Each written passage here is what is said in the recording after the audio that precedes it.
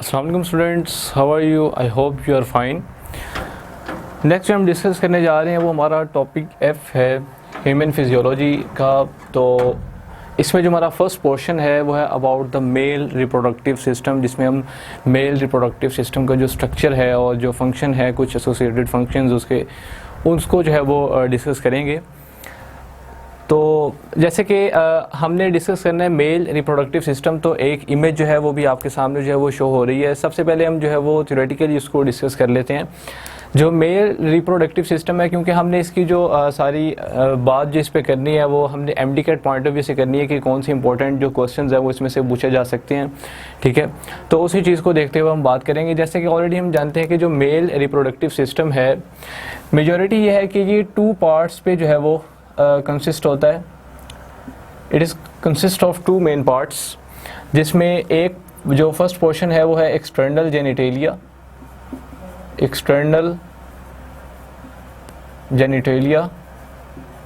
And the male copulatory organ.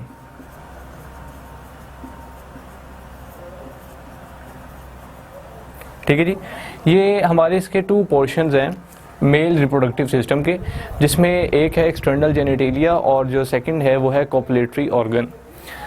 जो external genitalia है वो हमारा कंसिस्ट होता है अ पेयर ऑफ टेस्टिस के ऊपर, अ पेयर ऑफ टेस्टिस, ठीक है जी।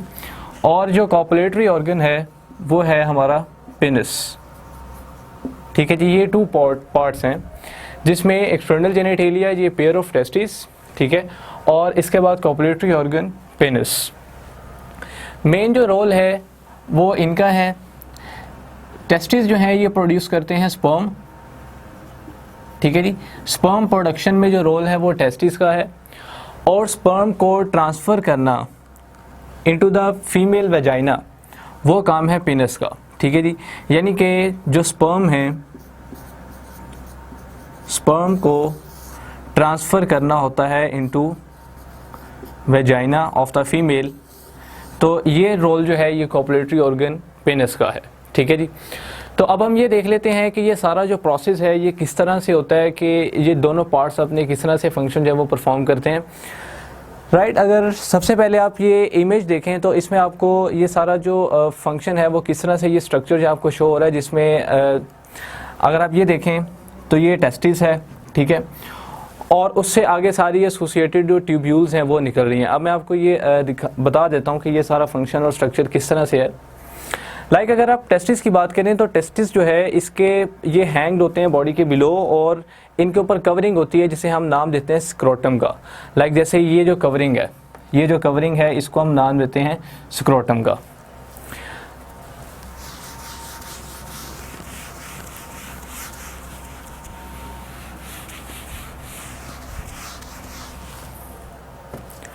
अब अगर हम बात करें कि जो स्पर्म प्रोडक्शन है वो किस तरह से होती है, तो उसमें सबसे पहले अगर हम बात करें तो हमारे जो टेस्टिस हैं, लाइक जो टेस्टिस हैं हमारे,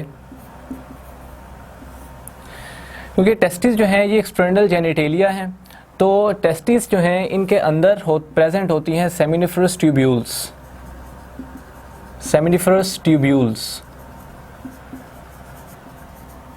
लाइक जैसे कि आपको ये नज़र आ रही हैं कि ये जो टेस्टिस है इसके अंदर ये जो एसोसिएटेड ट्यूब्यूल्स हैं ये सारी जो हैं ये सेमिनिफरस ट्यूब्यूल्स हैं।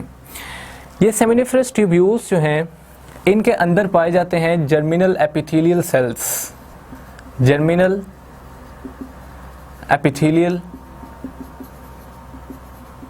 सेल्स। ये जो सेल्स होते हैं ये प्रोड्यूस करते हैं स्पर्मेटोगोनिया,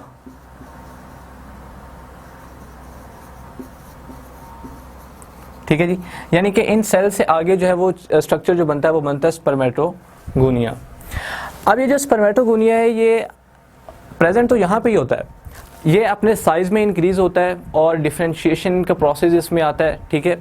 और जैसे जैसे ये साइज़ में इंक्रीज़ होता है, इसमें डिफरेंशिएशन का प्रोसेस होता है, तो ये कन्वर्ट हो जाता है प्राइमरी स्पर्मेटोसाइट्स में, ठीक है जी। अब ये जो प्राइमरी स्पर्मेटोसाइट्स हैं इनमें प्रोसेस होता है मियोसिस का, मियोसिस का प्रोसेस होता है और इस मियोसिस के प्रोसेस के ज़रिए ये कन्वर्ट हो जाते हैं सेकेंडरी स्पर्मेटोसाइट्स में। ठीक है जी। अब ये जो सेकेंडरी स्पर्मेटोसाइट्स हैं ये फर्दर साइज़ में इंक्रीज़ होते हैं और डिफ्रेंशिएट होते हैं। जैसे जैसे ये साइज़ में इंक्रीज़ होते हैं, डिफ्रेंशिएट होते हैं, तो इनसे आगे जो नए सेल्स प्रोड्यूस होते हैं उनको हम नाम देते हैं दीज आर द स्पर्मेटिड्स। ठीक है जी। अब ये जो स्पर्मेटिड्स हैं ये फर्दर आगे ग्रो करते हैं और डिफ्रेंशिएट हो जाते हैं इनटू अ कंप्लीट स्पर्म। ठीक है जी। तो अब यहाँ से हमें पता चल गया कि जो स्पर्म प्रोडक्शन है वो कैसे होगी, कि हमें जो ये टेस्टिस हैं इनके अंदर ये जो सेमिनिफरस ट्यूब्यूल्स नज़र आ रही हैं इनके अंदर होते हैं जर्मिनल एपिथेलियल सेल्स। वो जर्मिनल एपिथेलियल सेल्स क्या प्रोड्यूस करते हैं? स्पर्मेटोगोनिया। अब इस स्पर्मेटोगोनिया की जो साइज़ है वो इंक्रीज़ होता है, डिफ्रेंशिएशन का प्रोसेस होता है और बनता है प्राइमरी स्पर्मेटोसाइट। इसके अंदर इसके आगे होती है मायोसिस और उस मायोसिस के प्रोसेस से बनते हैं सेकेंडरी स्पर्मेटोसाइट्स और उनकी आगे साइज़ में इंक्रीज़ करने से ग्रोथ से बनते हैं spermatids and then a complete sperm is produced. ठीक है जी। तो ये हमारे पास एक स्पर्म प्रोडक्शन का एक प्रॉपर जो मैकेनिज्म है वो है। जैसे कि हमारे पास एक इमेज भी है कि जो स्पर्मेटोसाइट्स हैं these are the diploid cells और उससे आगे जो स्पर्मेटिड्स बनेंगे वो हैप्लॉयड होंगे क्योंकि उनमें मियोसिस का प्रोसेस है और मियोसिस के प्रोसेस के 2 स्टेप्स होते हैं, मियोसिस 1 एंड 2। जो मियोसिस 2 को अगर हम देखें तो उसमें जो फर्दर जो डिवीजन आती है उसमें जो सेल्स हैं वो हैप्लॉयड हो जाती हैं। ठीक है। तो ये हमारे पास जो है एक कंप्लीट मैकेनिज्म है कि किस तरह से जो स्पर्म्स हैं वो बनते हैं। अगर इसमें से आपको कोई भी क्वेश्चन पूछा जाए तो आप इसमें से इजीली बता सकते हैं कि जो सेकेंडरी स्पर्मेटोसाइट्स हैं वो किस फॉर्मेशन से होते हैं। तो उनमें जो फॉर्मेशन होती है वो मियोसिस के प्रोसेस परफॉर्म होता है और ये बनते किससे हैं? प्राइमरी स्पर्मेटोसाइट से। ठीक है। तो ये कुछ इंपॉर्टेंट टर्म्स जो है वो आपने याद रखनी है। अब ये स्पर्म्स जो हैं ये तो बन गए, लाइक यहाँ पे ये जो टेस्टिस हैं इन्होंने क्या काम किया कि इन्होंने स्पर्म्स को बना दिया। ठीक है। अब एक हमारे पास जो एक्चुअल सब्सटेंस है वो होता है सीमन। ठीक है जी। अब ये जो सीमन है इसके अंदर एक्चुअली फ्लूइड होता है अलॉन्ग विथ स्पर्म्स होते हैं। ठीक है जी। अब ये जो स्पर्म्स हैं ये तो आते हैं टेस्टिस से। अब ये फ्लूइड जो है ये कहाँ से आता है? जब तक ये फ्लूइड स्पर्म के साथ नहीं मिलेगा तो सीमन की जो कंपोजिशन है वो कंप्लीट नहीं होगी। स्पर्म्स तो बन गए, अब ये फ्लूइड कहाँ से आएगा? अब आप ये देखें कि यहाँ पे ये एसोसिएटेड ये जो हमारे पास है ये ब्लैडर है। ठीक है जी। ब्लैडर, ये है ब्लैडर। इस ब्लैडर के ठीक इस साइड पे अगर आप देखें तो आपको ये नज़र आ रहे हैं सेमिनल वेसिकल्स और इस ब्लैडर के बिल्कुल बिलो अगर आप देखें तो आपको नज़र आ रहा होगा एक प्रोस्टेट ग्लैंड और उसके बिल्कुल ठीक बिलो आपको नज़र आ रहा होगा बल्बो यूरेथ्रल ग्लैंड। ठीक है जी। अब ये 3 किस्म के ग्लैंड्स जो हैं ये भी हमारे जो रिप्रोडक्टिव सिस्टम है मेल का इसके साथ एसोसिएटेड होते हैं।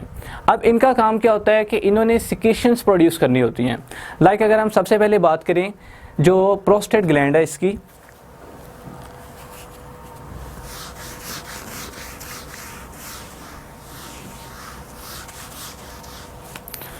लाइक जैसे कि ये प्रोस्टेट ग्लैंड है। अब इसके कुछ इंपॉर्टेंट फंक्शंस को याद रख लें। प्रोस्टेट ग्लैंड, ये जो प्रोस्टेट ग्लैंड है ये प्रोड्यूस करता है प्रोस्टेटिक फ्लूइड। Prostatic fluid. ठीक है जी। It is a type of secretion. ठीक है जी। अब ये प्रोस्टेटिक जो फ्लूइड है और ये जो सिक्रीशन है ये क्या काम करती है? ये स्पर्म्स जो हैं, स्पर्म्स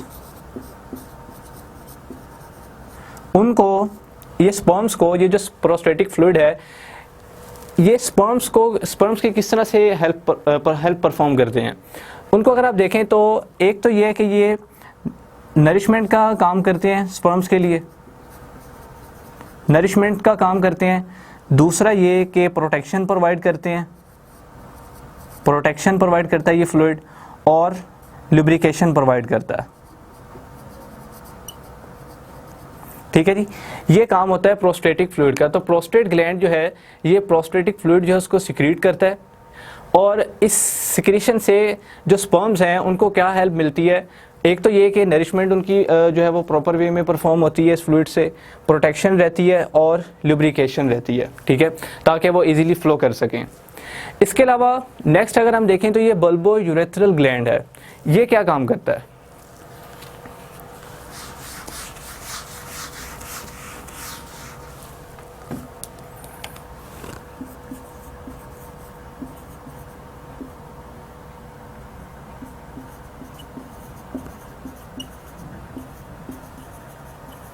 जो बल्बो यूरेथ्रल ग्लैंड है इसको समटाइम कॉपर्स ग्लैंड भी बोलते हैं, कॉपर्स ग्लैंड,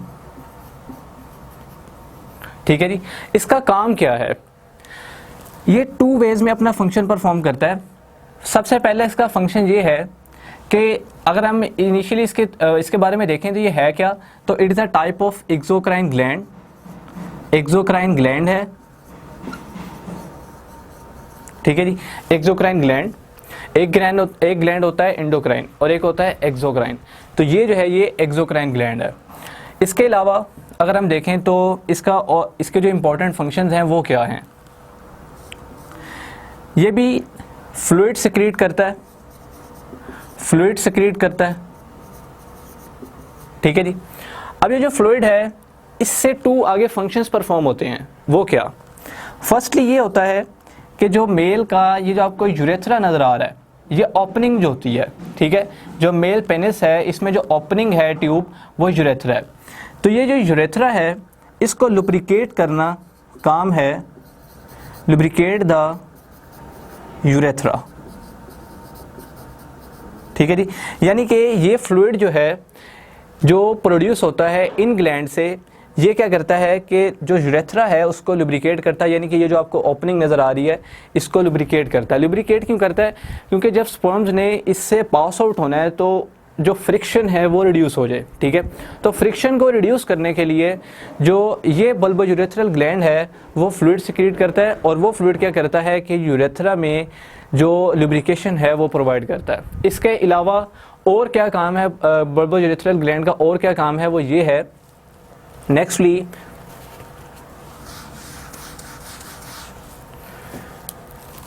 कि यूरेथ्रा के अंदर,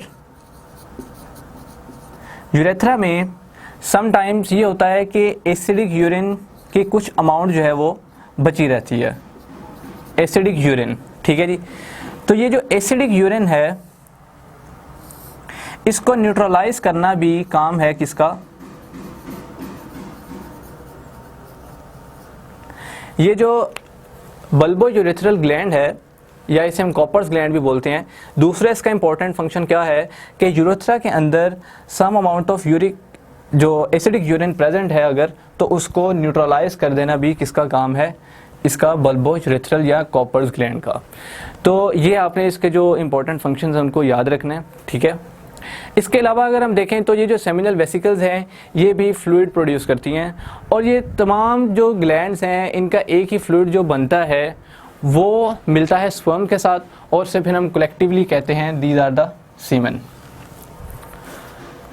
अब ये तो हमें पता चल गया कि जो स्पर्म हैं वो कैसे बनते हैं और कहाँ पे बनते हैं, और स्पर्म के साथ जो एसोसिएटेड फ्लूइड है वो कैसे बनता है और कहाँ पे बनता है, ठीक है।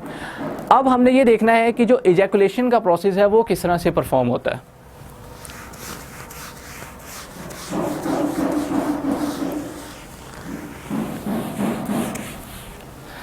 अगर हम इजैकुलेशन के प्रोसेस की बात करें तो जैसे कि ये जो आपको टेस्टिस नज़र आ रहे हैं इनके अंदर हमने ये हमें पता चल गया कि यहाँ पे बनते हैं स्पर्म्स। जैसे यहाँ पे स्पर्म्स बनते हैं तो एक यहाँ से ट्यूब निकलती है टेस्टिस से जिसे आप कहते हैं वास डेफरेंस।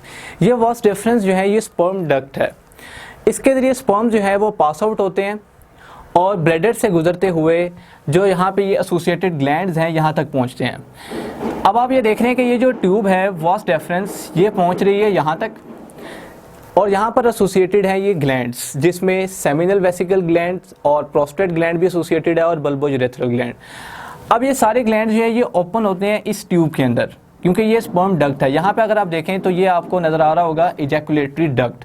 तो यहाँ से ये जितने भी ग्लैंड्स हैं इनकी सिक्रीशन जो है वो इस डक्ट में आकर इन्वॉल्व होती है स्पर्म्स के साथ, और फिर स्पर्म जो है वो यूरेथ्रा के ज़रिए यहाँ पे जो पेनिस है इससे आगे डिस्चार्ज हो जाते हैं। ठीक है जी, तो ये सारा प्रोसेस होता है इजैकुलेशन का।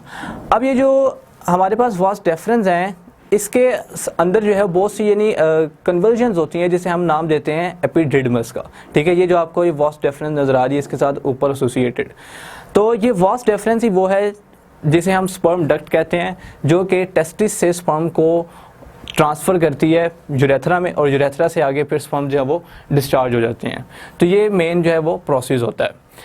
अब इसमें अगर हम बात करें, ये जो हमारे पास सेमिनिफरस ट्यूब्यूल्स हैं, इन सेमिनिफरस ट्यूब्यूल्स के बिटवीन दरमियान में, लाइक यहाँ पे अगर आप देखें तो ये जो पोर्शन आपको नज़र आ रहा है, ठीक है, इसके दरमियान में मौजूद होते हैं इंटरस्टिशियल सेल्स।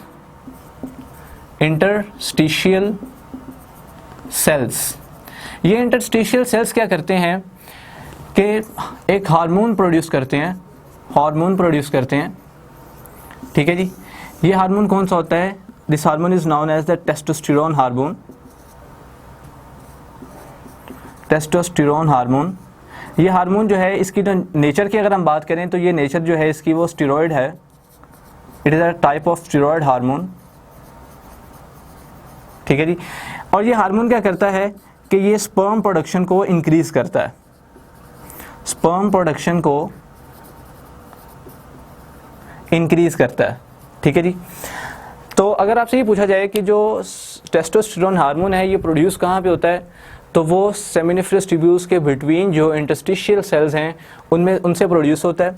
ठीक है, और ये इसकी नेचर क्या है, तो इसकी नेचर जो है वो स्टेरॉयड है। ठीक है, लिपिड्स, और इसके बाद इसका काम क्या है कि ये स्पर्म प्रोडक्शन को इंक्रीज़ करता है। इसके अलावा और बहुत से जो रिप्रोडक्टिव स्ट्रक्चर्स हैं उनकी जो डेवलपमेंट है उनको भी कंट्रोल करता है, जैसे जैसे जो प्यूबर्टल एज है वो आती है।